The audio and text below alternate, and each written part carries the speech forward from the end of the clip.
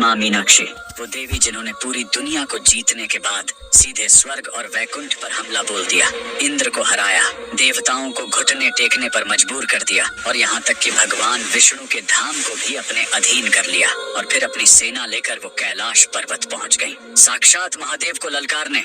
लेकिन जैसे ही उन्होंने भगवान शिव पर अपनी तलवार उठाई, एक चमत्कार हुआ और उनके शरीर का तीसरा स्तन गायब हो गया।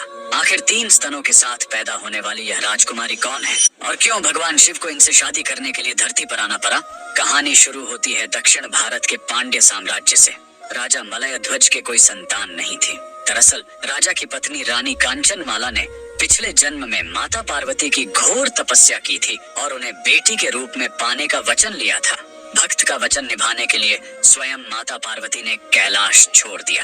राजा ने एक विशाल यज्ञ किया और उसी पवित्र अग्नि से 3 साल की कन्या प्रकट हुई। वह देवी की तरह सुंदर थी, लेकिन उसे देखकर राजा रानी के होश उड़ गए, क्योंकि उस कन्या के शरीर पर 3 स्तन थे। राजा इसे अनर्थ मानने ही वाले थे, तभी आकाशवाणी हुई, हे राजन, डरो मत, ये साधारण बालिका नहीं है, ये साक्षात शक्ति है। इसे एक योद्धा की तरह पालो।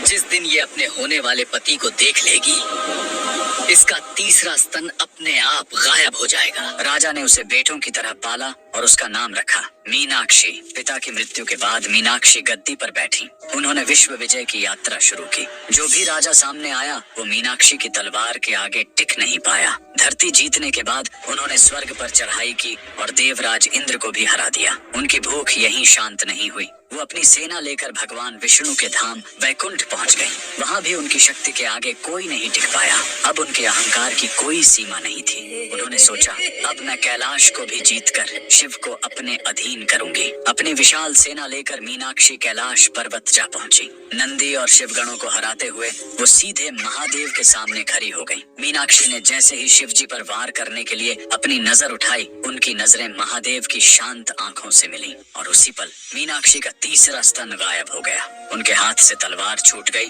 और वो युद्ध के मैदान में ही शर्म से झुक गई। भविष्यवाणी सच हो चुकी थी। वो समझ गई कि यह साधारण योगी नहीं, बल्कि उनके स्वामी हैं। महादेव ने मुस्कुराते हुए कहा, देवी, तुम्हारा जन्म ही मुझसे मिलन के लिए हुआ है। मैं जल्द ही मथुरा आऊंगा। इसके बाद धरती का सबसे भव्य विवाह हुआ।